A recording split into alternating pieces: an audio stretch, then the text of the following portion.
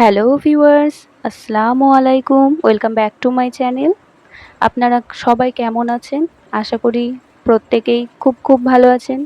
তো আজ আমি আপনাদের দেখাবো বিকেলে একদম চটপটা কীরকমভাবে আলুর কাবলি বানাবেন। এর জন্য আমি নিয়েছি সেদ্ধ করে রাখা আলু, নিয়েছি শসা, পেঁয়াজ কুচোনো, কাগজি লেবু, নিয়েছি কাঁচা লঙ্কা, সেও ভাজা, ভিজিয়ে রাখা ছোলা, টমেটো কুচি, আর এখানে আমি নিয়েছি তেঁতুলের পাল্প। তো চলুন আমরা এবার তৈরি করতে থাকি। আর এখানে আমি নিয়েছি দুটো ফুচকা। এমনভাবে যদি আপনারা বানান তাহলে কিন্তু খেতে দুর্দান্ত হবে।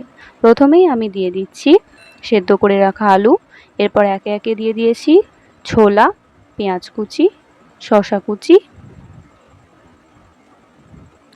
দিয়ে দিয়েছি টমেটো কুচি, কাঁচা লঙ্কা কুচোনো, এরপর দিয়েছি তেঁতুলের পাল্পটা। আপনারা ইচ্ছে মতো টক দেবেন। দিয়ে দিয়েছি বিট লবণ,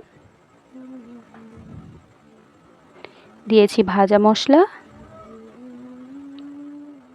উপর থেকে ছড়িয়ে দিয়েছি টমেটো সস,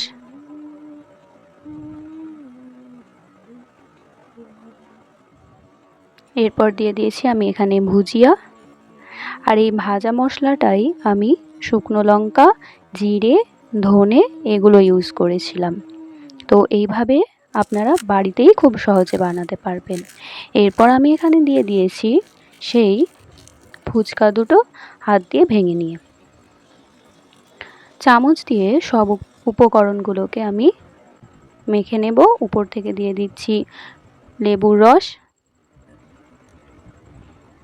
বিকেলবেলায় এমন একটা নাস্তা পেলে পুরো বিকেলটাই যেন খুব ভালো হয়ে যায়। আর টক ঝাল মিষ্টির খেতে তো আমরা মেয়েরা প্রত্যেকেই খুব ভালোবাসি। রান্না ভালো লাগলে চ্যানেলটি সাবস্ক্রাইব করতে ভুলবেন না।